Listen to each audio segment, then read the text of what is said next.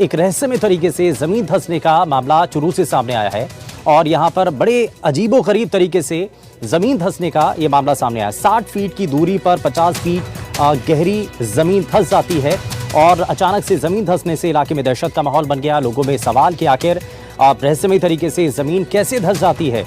प्रशासनिक अधिकारियों को फिलहाल जमीन धंसने की जानकारी दी गई है और प्रशासन ने रस्सी लगा करके जगह को फिलहाल सील कर दिया है ताकि आसपास जो है लोगों की मूवमेंट कम की जा सके। लेकिन बड़े रहस्यमय तरीके से जमीन धंसने का ये मामला सोनपालसर गांव से सामने आया है। चुरू से जानकारी है जहां पर 60 फीट की दूरी पर 50 फीट गहरी जमीन धंस जाती है और इसके बाद लोगों में सवाल कि आखिर जमीन धंसने के पीछे कारण क्या है, वजह क्या है, कैसे ये जमीन अचानक से धंस जाती है।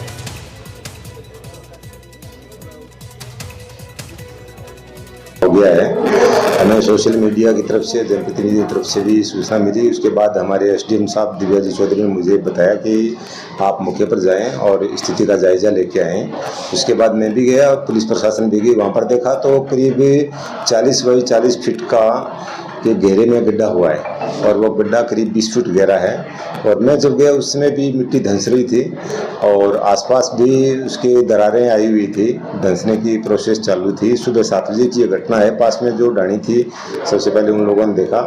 उसके बाद वहाँ सरपंच हैं पूर्णनाथ जी, उन्होंने समझदारी दिखाते हुए और बांस गाड़ कर और रस्सी लगा के उसके चारों ओर करीब 100 फीट में घेरा बनाया है।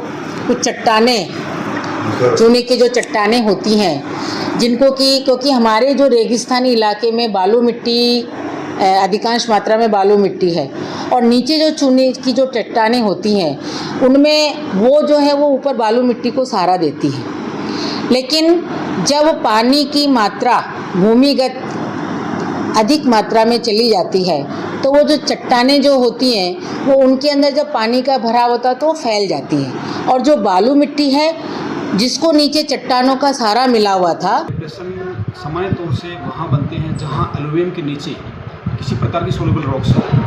तो जनरली देखा जाए तो अपना चूरू और नागौर बेसिन और बीकानेर बेसिन, इसमें मारवाड़ सुपर ग्रुप्स की रॉक्स हैं जिसमें यूक्राइड्स और लाइमस्टोन्स हैं।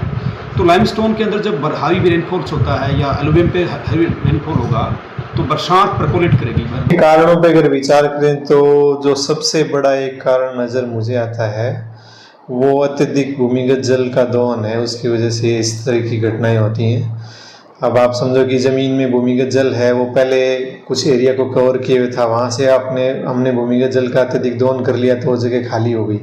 उसकी वजह से ऊपर की मिट्टी है जो नीचे धंसने के मामले ऐसे सामने आते हैं।